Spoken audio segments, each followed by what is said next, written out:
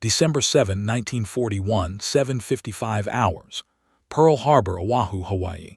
Across the vast naval base, Sunday morning routines proceed peacefully. Sailors sleep in after Saturday night liberty. Officers attend breakfast. Church services are about to begin. On the decks of battleships moored along Ford Island's Battleship Row, crews prepare for colors ceremony at 800. The tropical morning is clear and beautiful, perfect weather.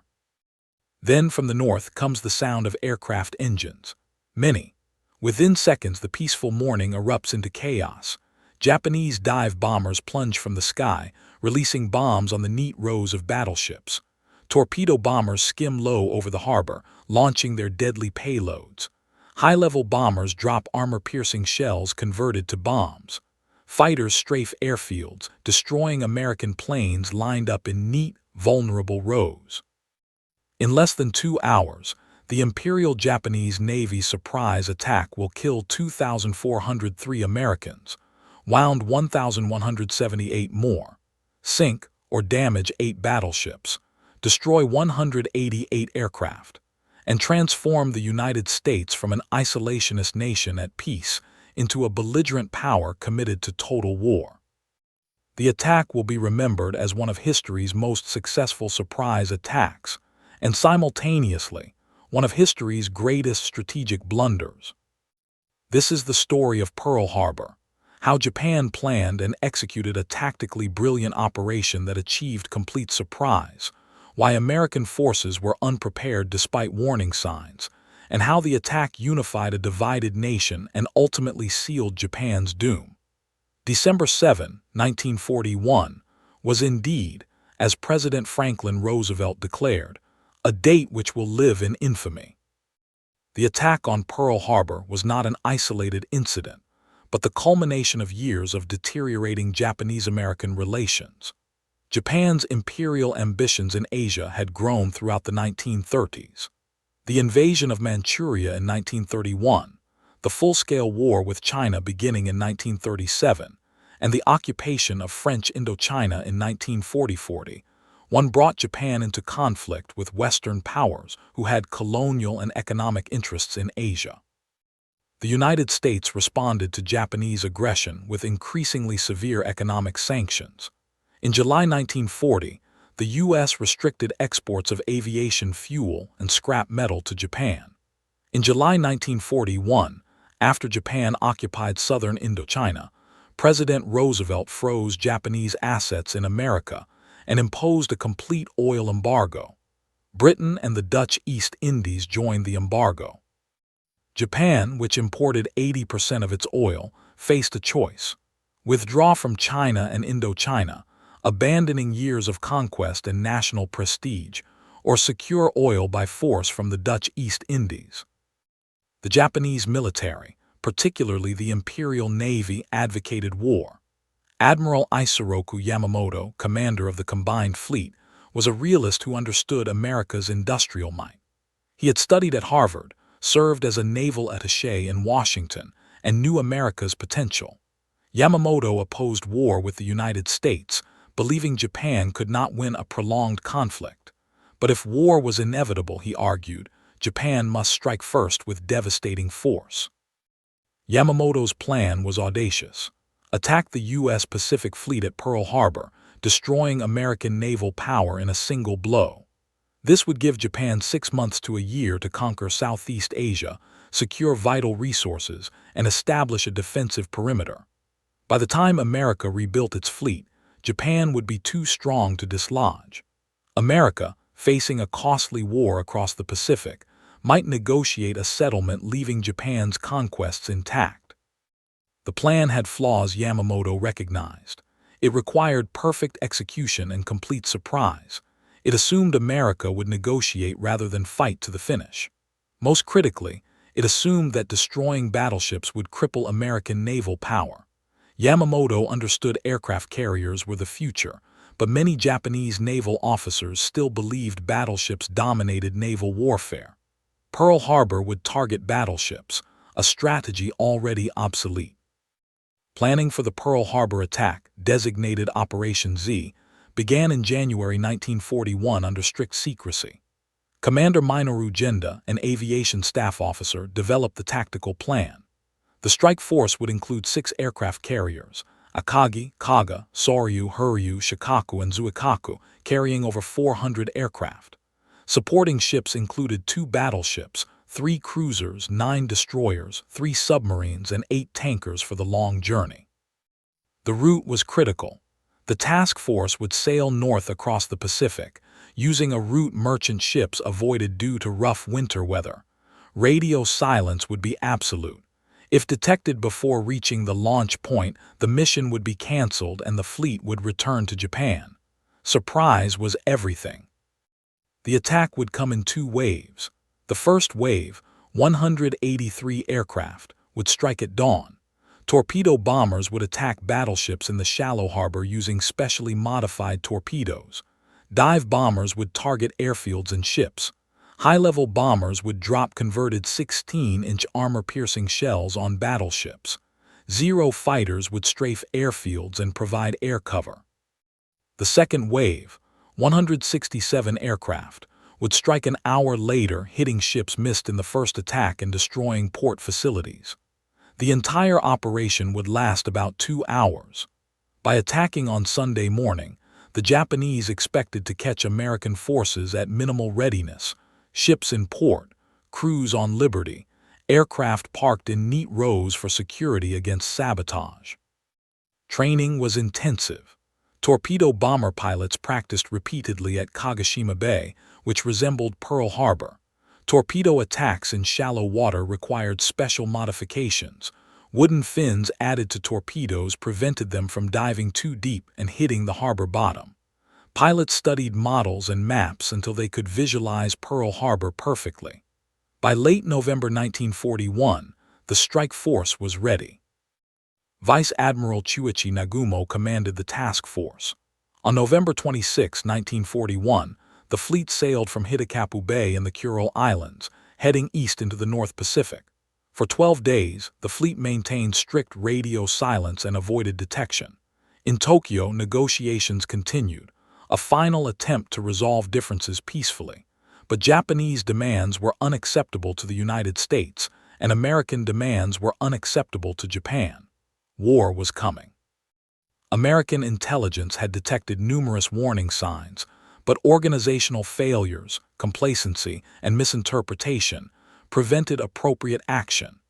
U.S. cryptographers had broken Japanese diplomatic codes, the Purple Cipher, and could read messages between Tokyo and Japanese embassies. These intercepts revealed Japan preparing for war, but gave no indication Pearl Harbor was the target. On November 27, 1941, the War Department sent a war warning to Pacific commanders, including Admiral Husband Kimmel, commanding the Pacific Fleet, and Lieutenant General Walter Short, commanding Hawaiian Department forces. The warning stated negotiations had failed and hostile action was possible, but it suggested Japanese attacks would target the Philippines, Thailand, or the Malay Peninsula, not Hawaii. American commanders worried about sabotage by Hawaii's large Japanese-American population. General Short ordered aircraft parked in tight groups for easier guarding, making them perfect targets for air attack. No one expected an air assault on Hawaii. The island seemed too far from Japan for carrier aircraft to reach. Several warning signs were dismissed or misinterpreted. On December 3, Japanese embassies began burning codes and classified documents, standard preparation for war. On December 6, U.S. intelligence intercepted a Japanese message to their ambassador in Washington, ordering him to destroy remaining code machines. Still, no alert was sent to Hawaii. Early on December 7, Washington intercepted a 14-part Japanese message, Japan's final response to American proposals. The message's conclusion, ordering the ambassador to deliver it at precisely 1300 hours Washington time, 7:30 Hawaii time, suggested Japan intended hostile action shortly after. But bureaucratic delays meant the warning to Hawaii wasn't sent until after the attack began. The most crucial missed warning came at 7:02 on December 7. Two Army privates operating a mobile radar station at Apana Point, on Oahu's northern coast, detected a large formation of aircraft 132 miles north of the island. They reported the contact to Fort Shafter Information Center. The duty officer, Lieutenant Kermit Tyler, assumed the aircraft were B-17 bombers expected from the mainland and told the privates, "Don't worry about it." The Japanese strike force continued undetected. At 600 hours, 230 miles north of Oahu, the Japanese carriers turned into the wind and began launching aircraft. By 6:15, the first wave was airborne, 183 aircraft forming up in the pre-dawn darkness. Commander Mitsuo Fuchida, leading the attack, broke radio silence at 7:53. Tora, Tora, Tora, Tiger, Tiger, Tiger, the code signaling complete surprise achieved.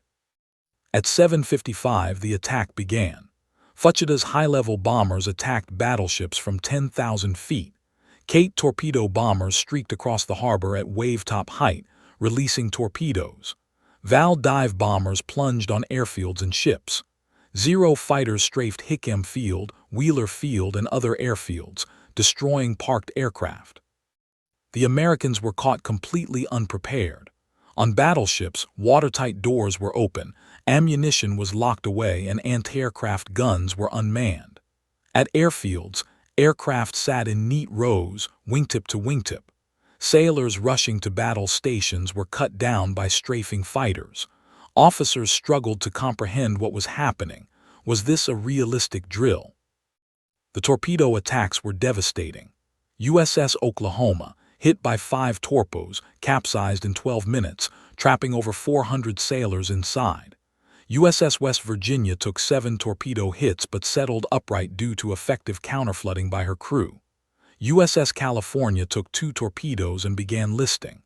USS Nevada, hit by 1 torpedo, tried to get underway, the only battleship to sortie during the attack. Then came the high-level bombers. At 8:10, a 1,760-pound armor-piercing bomb penetrated USS Arizona's forward magazine. The explosion was catastrophic. Arizona's forward structure disintegrated.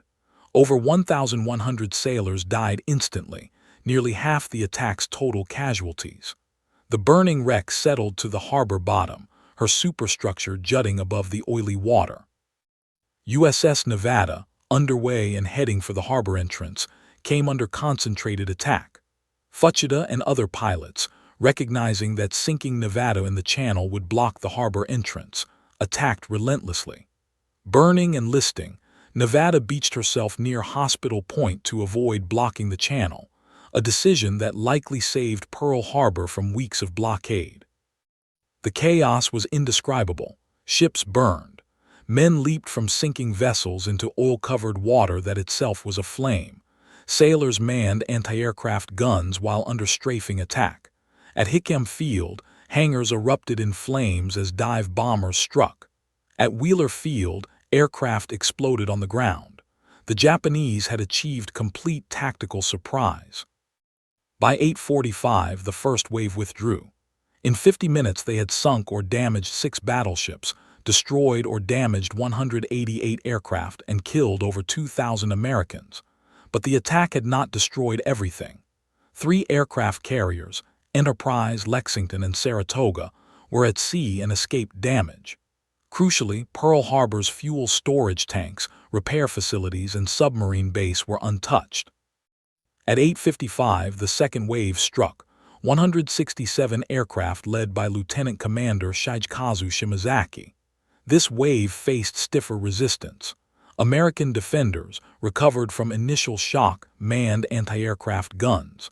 Smoke from burning ships obscured targets. The element of surprise was gone. The second wave concentrated on ships missed in the first attack and attempted to finish off damaged vessels. Dive bombers attacked USS Pennsylvania in dry dock, causing significant damage. They hit USS Shaw, whose forward magazines exploded spectacularly. They struck the destroyers Cassin and Downs in dry dock alongside Pennsylvania, reducing both to burned hulks. USS Nevada, beached and burning, came under attack again. The destroyer USS Curtis fought off multiple attacks. High-level bombers targeted the fuel storage tanks but missed, a failure with significant consequences for Japan's strategic objectives. American anti-aircraft fire intensified. Battleship crews manned whatever guns they could access. The destroyer USS Monaghan, underway, rammed and sank a Japanese midget submarine in the harbor. American fighters, those few that got airborne, engaged Japanese aircraft. Lieutenants George Welch and Kenneth Taylor, flying P-40s from Halliwell Field, shot down several Japanese planes. By 9:45, the second wave withdrew. The attack was over. Of 353 Japanese aircraft launched, 29 failed to return, 15 dive bombers, 5 torpedo bombers, and 9 fighters. 100 Japanese airmen died. 5 midget submarines were lost with all hands. The Pearl Harbor attack was over. As smoke cleared, the devastation became apparent. 8 battleships were sunk or damaged. Arizona and Oklahoma total losses, California, West Virginia, and Nevada sunk but salvageable, and Tennessee, Maryland, and Pennsylvania damaged but repairable. 3 cruisers, 3 destroyers, and 4 auxiliary vessels were sunk or damaged. 188 aircraft destroyed, 159 damaged. Most tragically, 2,403 Americans killed, 1,178 wounded. But the attack was not the complete strategic victory Japan needed. The 3 Pacific Fleet carriers escaped. Pearl Harbor's repair facilities, fuel storage, and submarine base were intact. Most damaged ships would be raised and repaired. 5 battleships would rejoin the fleet. The shallow harbor meant sunken ships could be salvaged. Ironically, the shallow water that enabled torpedo attacks also enabled salvage. More significantly, the attack united America as nothing else could have. On December 8, President Roosevelt addressed Congress, calling December 7, a date which will live in infamy, and requesting a declaration of war. Congress approved with near unanimity, only one dissenting vote. The isolationist movement, powerful just days before, collapsed overnight. America was in the war, committed totally.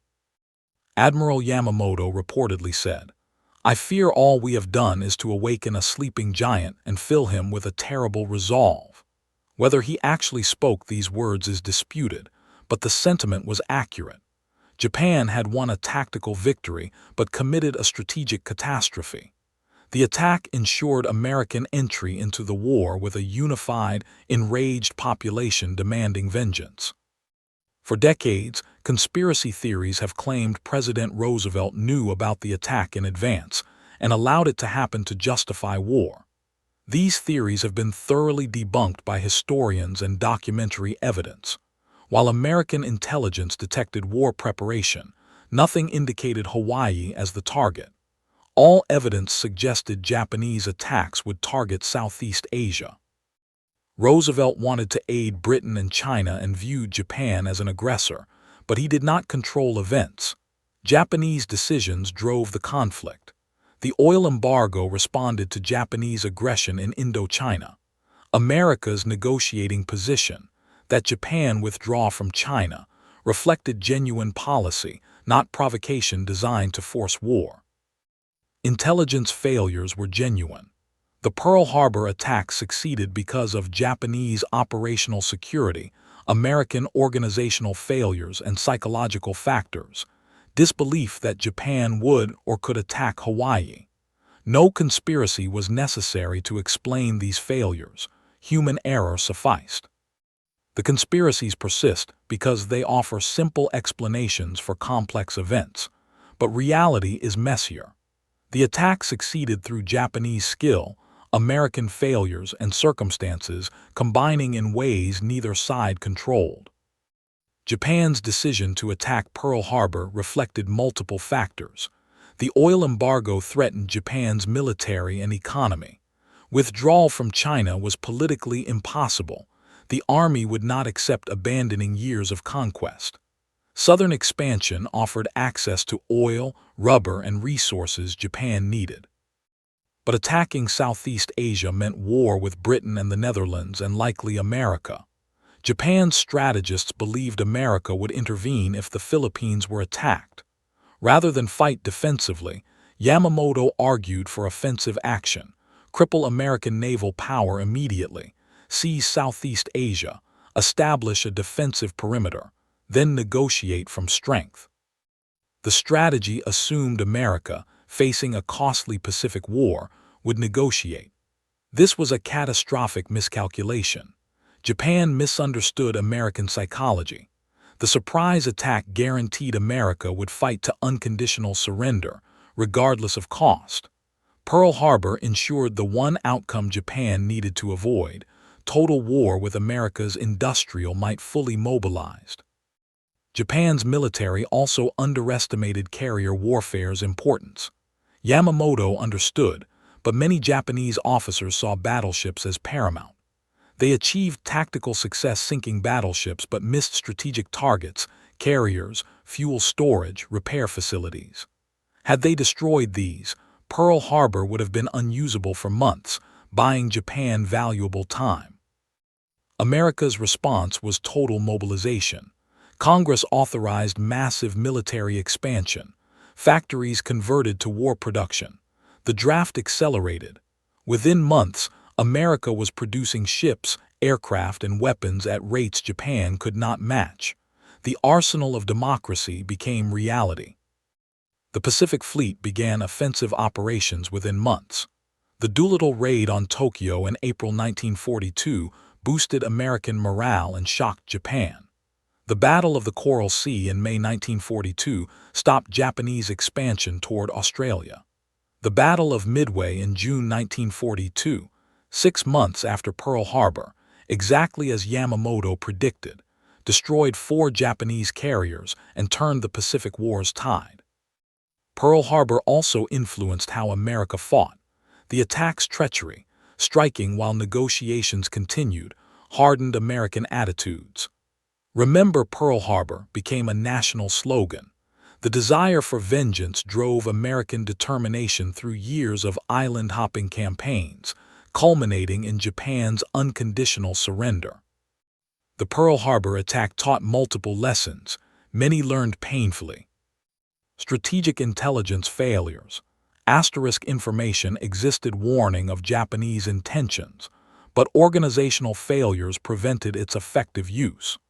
The attack led to creation of the Central Intelligence Agency and reformed intelligence practices, emphasizing coordination and analysis. Aircraft carrier dominance. Pearl Harbor demonstrated aircraft carriers' power and battleships' vulnerability. The U.S. Navy, forced to fight without battleships, developed carrier-centered tactics that dominated the Pacific War. Defensive mindset. American commanders believed distance and perceived Japanese inferiority protected Hawaii. Complacency and racism, underestimating Japanese capabilities, contributed to the surprise. Modern military planning emphasizes constant vigilance. Total war. The attack demonstrated that modern war requires national mobilization. America's industrial capacity, fully engaged, produced victory. But mobilization requires time Pearl Harbor's surprise nearly denied. Strategic versus tactical success. Japan achieved brilliant tactical success, but strategic catastrophe. Tactical victories mean nothing if they enable strategic defeat. Japan awakened an enemy with overwhelming industrial capacity and united its previously divided population. The Pearl Harbor attack stands as one of history's pivotal moments. In 2 hours on a Sunday morning, Japan transformed the Second World War from a primarily European conflict into a truly global war. The attack brought the United States, with its vast industrial capacity and population, into the war fully committed to Axis defeat. For the 2,403 Americans who died that morning, sailors entombed in capsized battleships, airmen caught on the ground, civilians struck by stray ordnance, Pearl Harbor represented tragedy. For survivors, it was trauma that lasted lifetimes. The oil-stained water, the sounds of explosions, the smell of burning fuel and flesh, these memories haunted veterans for decades.